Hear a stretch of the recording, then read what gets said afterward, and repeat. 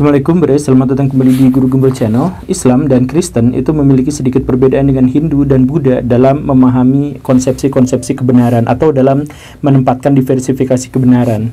Orang-orang Hindu dan orang-orang Buddha itu pada umumnya, tidak semua, tapi pada umumnya memahami bahwa setiap baik dan buruk atau apa yang terjadi di kehidupan sesudah kematian itu atau reinkarnasi selanjutnya itu terkait dengan perbuatan.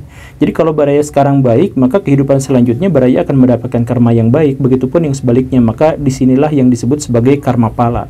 Dan dalam hal ini pula, maka konsep iman itu tidak terlalu berguna. Dalam artian, Baraya mau memahami Tuhan dengan cara yang seperti apa, yaitu terserah saja, itu tidak akan terlalu berpengaruh. Karena yang paling berpengaruh itu adalah apa perbuatan Baraya saat ini. Seperti itu. Sekali lagi, ini adalah pemahaman yang umum, yang general. Kalau misalkan kita masuk ke dalam detail-detail agama Hindu dan agama Buddha, tentu saja ada begitu banyak variasi tentang pemahamannya. Nah, sedangkan ajaran agama Kristen dan Islam itu menambahkan. Jadi bukan hanya soal perbuatan, tetapi ada hal yang lain yang lebih penting dari perbuatan itu, yaitu iman, landasan berpikir dan kepercayaan. Jadi orang-orang Kristen dan orang Islam menempatkan akidah itu di atas segala sesuatunya.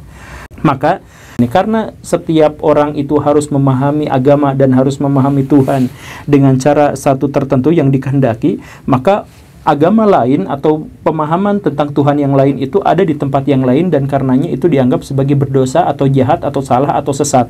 Sehingga sebagai agama kasih, maka mereka yang tersesat itu harus ditarik ke dalam ajaran agama agar mereka menjadi lurus dan benar. Karena di luar agama itu adalah kesesatan, kejahatan, dan kecelakaan. Biar tidak celaka, maka harus masuk ke dalam ajaran agama Islam atau Kristen. Seperti itu. Dan karena konsepsi seperti inilah mereka memunculkan satu konsep lain, yaitu misi atau dakwah. Dan karena misi atau dakwah inilah, maka agama Kristen dan Islam sekarang mendominasi dalam hal populasi dan jumlah itu dibandingkan dengan ajaran-ajaran agama yang lain. Tetapi secara umum kita akan bahas di episode ini dan episode selanjutnya. Jadi ayo kita mulai.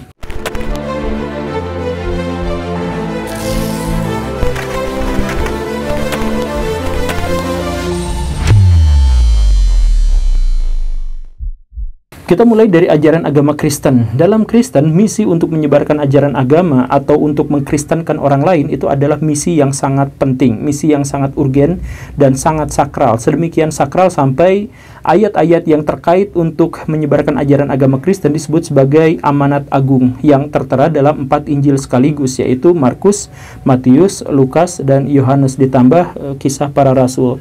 Nah, dari sini kemudian orang-orang Kristen itu memberikan sebuah penjabaran bahwa kita memang harus menjadikan bangsa-bangsa di seluruh dunia itu sebagai murid-murid Kristus.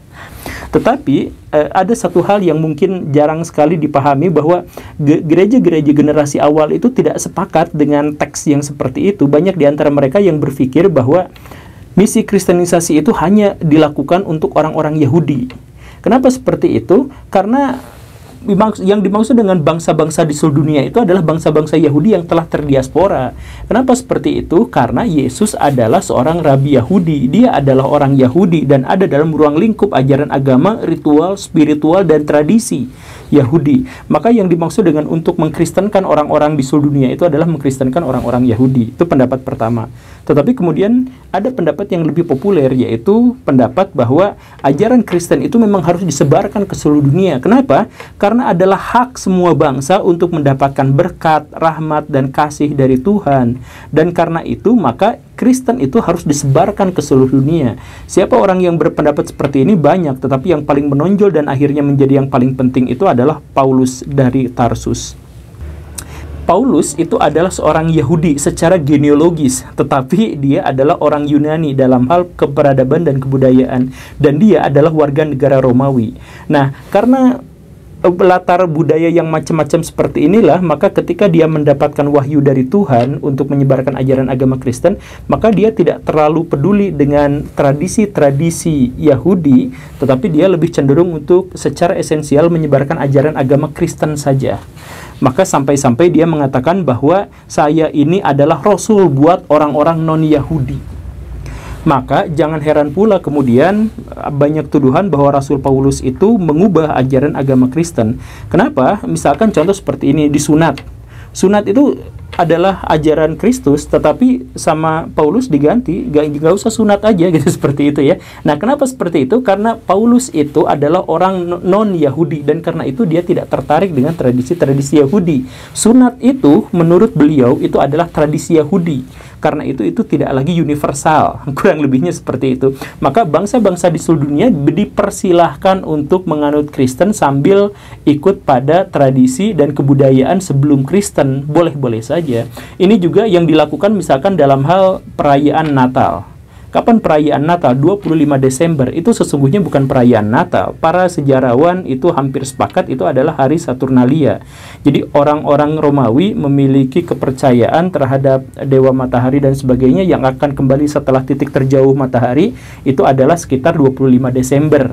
Seperti itu. Dan kemudian oleh Rasul Paulus itu dihubung-hubungkan dengan hari kelahiran Yesus. Loh, kok seperti itu? Bukankah itu mengubah ajaran agama Kristen? Ya, sebenarnya dalam versi Pak Paulus itu nggak seperti itu, nggak mengubah. Kenapa? Karena sekali lagi gini nih, yang disakralkan dalam Alkitab itu adalah hari kematian Yesus, karena di situ Yesus mengalahkan kematian, karena di situ ada pengampunan, dan karena di situ ada mujizat dan lain sebagainya. Ingat, hari kematian Yesus yang harus diperingati, bukan hari kelahirannya. Maka kalau ada hari kelahirannya dikait-kaitkan dengan tradisi orang Romawi, ya gak masalah, kan itu bukan hal yang sakral. Hal yang sakralnya adalah hari kematiannya. Seperti itu. Jadi yang penting apa? Ajaran kasih Kristen, ajaran-ajaran yang lebih esensial itu kemudian menyebar ke seluruh dunia. Mau budayanya apapun, hal-hal yang tidak sakral gak jadi masalah kalau berubah. Yang tidak boleh berubah itu adalah hal-hal yang sakral. Begitulah kurang lebih pikirannya Pak Paulus itu. Nah, tetapi kemudian dengan gagasan dan ide yang seperti ini, yang terkesan liberal ini, kemudian Kristen benar-benar menyebar ke seluruh dunia. Dimulai dari pas abad itu. Jadi orang-orang misalkan Sisterian gitu ya, yang menyebarkan ajaran agama Kristen ke Eropa Utara, kemudian ada kelompok-kelompok orang Nestorian gitu ya, yang menyebarkan Kristen sampai ke India, ke Cina, ke Tibet, ke wilayah-wilayah Asia Tengah dan sebagainya. Itu berdasarkan semangat Paulus yang dari Tarsus itu, yang menyebarkan ajaran agama Kristen, tetapi esensinya saja, budayanya silahkan aja macam-macam, neko-neko, nggak jadi masalah. Makanya makin banyak, dan akhirnya puncaknya tahun 300-an ketika Kaisar Konstantin Agung itu menyatakan bahwa Kristen itu menjadi ajaran agama resmi dari kerajaan Romawi. Ya, kita juga sebenarnya tidak terlalu paham tentang motif kenapa Kaisar Konstantin itu memilih ajaran agama Kristen. Banyak para sejarawan yang menduga bahwa ini tidak benar-benar karena pertobatan, tetapi gara-gara masalah-masalah politik. Ada yang mengatakan ini adalah cari popularitas, ada yang mengatakan untuk menghentikan perang saudara yang ada di sana yang terus-terusan, konflik horizontal dan sebagainya. Dan ada yang juga yang mengatakan bahwa ini adalah pertobatan murni. Tetapi apapun itu alasannya, apapun itu motifnya, yang pasti adalah ketika Kaisar Konstantin itu menyatakan agama Kristen sebagai ajaran agama resmi masyarakat Romawi, maka disitulah momentum terbesar untuk menyebarkan Kristen ke seluruh dunia. Sayangnya, nah ini sayangnya luar biasa sayang ya. Jadi ajaran agama Kristen dan kemudian misi untuk menyebarkan ajaran agama Kristen itu kemudian terdistorsi dan kemudian bercampur baur dengan kepentingan-kepentingan politik orang-orang Roma. Maka sejak saat itu misi kristenisasi memang berjalan dan menjadi lebih baik, tetapi karena sudah ada campur tangan dengan keinginan duniawi orang-orang Roma, maka misi kristenisasi itu sering dilakukan dengan cara kekerasan, penaklukan, intimidasi dan sebagainya. Jadi pada waktu itu orang menjadi semakin tidak jelas apakah, woi, lu masuk Kristen, kalau enggak gua bunuh. Atau lu harus takluk ke Romawi, kalau enggak gua bunuh. Nah, dua pernyataan itu menjadi menyatu. Orang-orang menjadi tidak paham apa bedanya seperti ini. Begitu, karena apa? Karena memang sudah menyatu tadi. Jadi ajaran-ajaran atau pemikiran-pemikiran Paulus yang sebelumnya sangat liberal itu dan sangat terbuka terhadap budaya-budaya lain itu kemudian terpatri menjadi kebudayaan-kebudayaan Latin. Dan inilah yang justru menyebabkan ajaran agama Kristen itu menjadi susah berkembang selama sampai 7 atau 8 abad berikutnya, bahkan sampai 1000 tahun. Ceritanya begini, Baraya. Kenapa Kristen susah sekali menyebar ke seluruh dunia? Ada dua faktor. Yang pertama itu adalah faktor-faktor eksternal, di mana orang-orang Kristen pada waktu itu terkungkung secara geografis dari wilayah manapun. Mau ke utara, kutub utara, Nggak bisa, masa harus berdakwah ke beruang kutub, kan nggak bisa. Mau ke barat, laut. Mau ke selatan, nah mau ke selatan orang-orang Kristen hanya sempat untuk menyebarkan ajaran agama Kristennya itu selama 1 atau 2 abad. Sebelum kemudian akhirnya wilayah selatan itu diislamkan semuanya. Dan akhirnya menjadi cekcok terjadi di sana, dan orang-orang Kristen tidak bisa menyebarkan ke selatan. Ke wilayah sebelah timur juga nggak bisa, karena di situ hutan belantara dan pegunungan Rusia yang pada masa itu benar-benar sulit untuk ditembus. Maka ya, orang-orang Kristen selama beberapa abad itu kesulitan untuk melakukan misi. Itu alasan yang pertama, faktor eksternal. Kemudian faktor yang kedua adalah faktor internal, yaitu seperti yang saya jelaskan sebelumnya, misi kristenisasi itu terhenti atau susah berkembang gara-gara ajaran agama itu sudah menyatu dengan satu ajaran budaya lain, yaitu dalam hal ini adalah budaya Latin. Maka misalkan ketika orang-orang Kristen mau mengkristenkan wilayah di utara, misalkan orang-orang Jerman, orang-orang Inggris, orang-orang Skandinavia dan semacam itu, mereka kemudian mensyaratkan, kalau kamu mau masuk Kristen, kamu harus berbudaya Latin, kamu harus bisa bahasa Latin, kamu harus mengerti orang-orang Latin. Bahkan Alkitab itu tidak diterjemahkan ke dalam bahasa apapun selain bahasa Latin sampai kedatangan Martin Luther. Artinya, kalau orang-orang Jerman, orang-orang Denmark pengen menjadi Kristen, dia harus juga berbudaya ke Latin. Begitu. Kan inilah yang menyulitkan. Akhirnya, orang-orang Jerman itu baru bisa dikristenkan setelah 200 atau 300 tahun. Pada akhirnya, momentum untuk menyebarkan ajaran agama Kristen itu muncul di masa era penjelajahan samudra. Jadi, pada waktu itu orang-orang Kristen awalnya kebingungan karena tertahan oleh penaklukan yang dilakukan oleh Turki. Tetapi kemudian mereka menemukan jalan keluar, dan jalan keluar itu justru malah membuka benua-benua baru. Jadi orang-orang Eropa Kristen itu menemukan Australia, India, Cina, kepulauan-kepulauan Pasifik, bahkan benua baru, Amerika Utara dan Amerika Selatan. Nah, di sanalah mereka kemudian menyebarkan ajaran agama Kristen, tetapi dengan semangat abad pertengahan. Seperti itu. Jadi kalau misalkan Baraya kenal tokoh-tokoh penjelajahan samudra, itu bisa saya pastikan dia adalah seorang misionaris atau seorang yang membawa misionaris. Christopher Columbus itu adalah seorang misionaris yang kemudian menyebarkan ajaran agama ke Amerika, walaupun di sana dia melakukan pembantaian. Kemudian Bartolomeus Dias, Vasco da Gama, siapa lagi ya, Ferdinand Magellan, Sebastian Elcano, itu semuanya adalah orang-orang misionaris, atau Alfonso de Albuquerque dan lain sebagainya. Nah, orang-orang yang semacam itu adalah orang-orang yang menyebarkan ajaran agama Kristen tetapi disertai dengan motif-motif duniawi. Kenapa? Karena sekali lagi pada waktu itu Kristen sudah menyatu dengan kepentingan-kepentingan dan budaya masyarakat Latin. Dan inilah ketika mereka harus menyebarkan ajaran agama, mereka tidak sungkan untuk melakukan pembantaian. Saya mohon maaf ya, tapi sejarahnya memang mengatakan seperti ini. Baraya nggak usah malu dengan pernyataan ini, karena ini kan adalah masa lalu, bukan kita yang melakukannya, dan kita bisa saja ngeles bahwa itu memang bukan budaya Kristen, pembantaian itu. Tetapi di zaman dulu penafsirannya adalah seperti itu, makanya muncul istilah Vertoria, Fortaleza, dan Igreja. Apa itu? Itu tuh kalau diterjemahkan ke dalam bahasa Inggris dan kemudian populer di Indonesia itu adalah God, Glory, Gospel.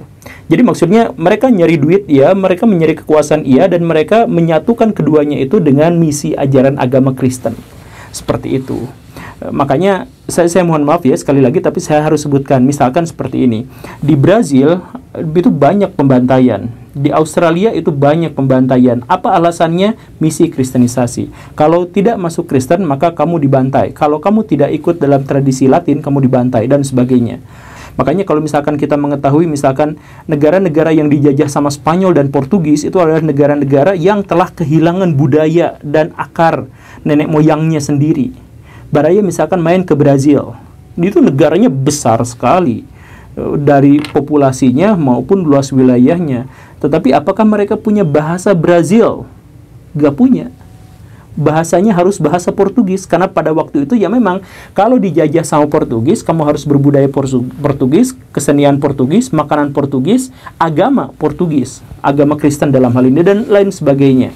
Kan seperti itu. Kalau Baraya misalkan main ke Meksiko, kenal ada bahasa Meksiko, adanya bahasa Spanyol. Kalau Baraya ke Filipina, di Filipina ada bahasa Tagalog di situ walaupun bercampur dengan bahasa Spanyol. Tetapi kenapa? Karena penjajahan Spanyol di sana masih sangat sebentar. Kan seperti itu. Kalau lebih lama lagi, lebih parah.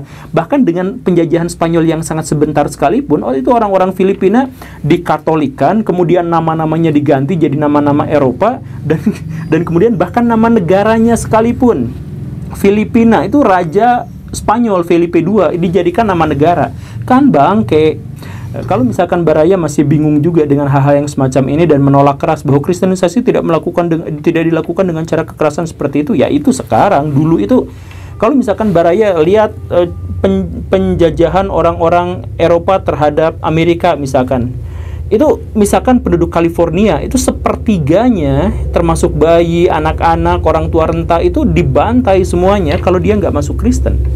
Ada gerakan seperti itu. Baraya main ke Rwanda, Baraya main ke Afrika Tengah. Di situ banyak cerita-cerita yang menunjukkan bahwa kristenisasi itu juga dilakukan dengan kekerasan. Kenapa seperti itu? Karena sekali lagi bukan gara-gara gerejanya seperti itu, bukan gara-gara iman Kristennya seperti itu, tetapi gara-gara iman Kristen itu sudah bercampur dengan kepentingan-kepentingan orang-orang Latin dalam hal penguasaan dunia dan mendapatkan harta kekayaan sebanyak-banyaknya. Dan kalaupun Baraya misalkan masih keberatan dengan hal seperti ini, saya punya kutipan dari Pak Mahatma Gandhi. Saya pikir Mahatma Gandhi adalah seorang yang sangat terpercaya dalam hal ini, tetapi beliau pernah mengatakan bahwa misi kristenisasi di India itu dan di Afrika Selatan itu telah menghancurkan moral, telah melemahkan bangsa dan memiskinkan rakyatnya. Begitu ya, tapi tentu saja sekali lagi itu adalah sejarah masa lalu. Kalau sekarang ya tidak seperti itu.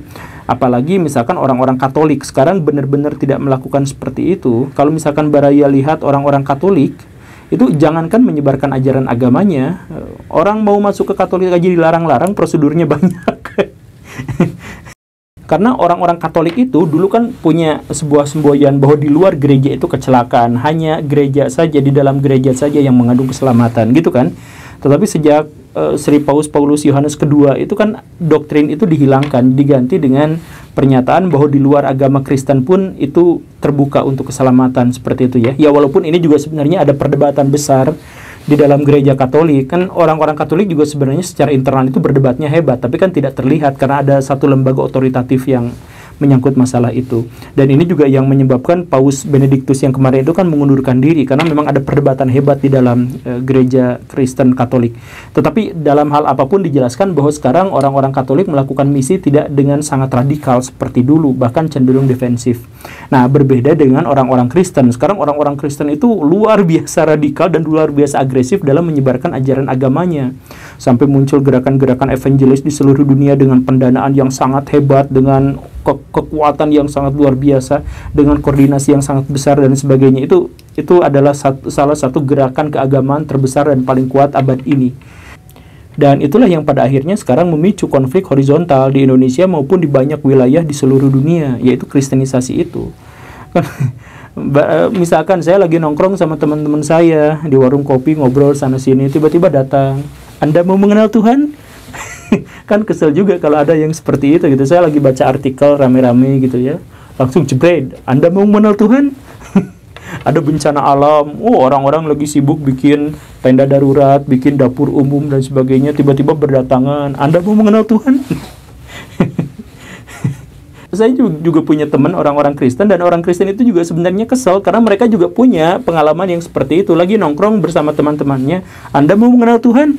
"Woi, jangan jeruk makan jeruk, saya juga Kristen." "Iya, tapi kan Anda Kristennya bayar perpuluhannya kan ke gereja situ. Nah, ini ke gereja kami aja gitu. Jadi diajak, Anda mau mengenal Tuhan?" Maka banyak di antara mereka juga yang akhirnya makan-memakan gitu. Ya, khususnya yang gereja-gereja yang menganut teologi kemakmuran atau yang semacam itu kan agresif sekali dalam hal itu. Ya, tapi itulah ya, kalau Baraya mau dislike ya silakan aja dislike, itu hak Baraya. Tapi ini memang sesuatu yang harus disampaikan, dan sesuatu ini bukan hanya ada dalam agama Kristen. Di episode berikutnya kita akan berbicara tentang penyebaran ajaran agama Islam, misi menyebarkan ajaran agama Islam yang dikenal dengan dakwah. Apakah itu juga mengandung kekerasan dan tipu muslihat? Kita lihat nanti aja. Sekarang kita tutup karena videonya bisa terlalu panjang. Terima kasih karena sudah menyimak. Saya Guru Gembul. Assalamualaikum warahmatullahi wabarakatuh.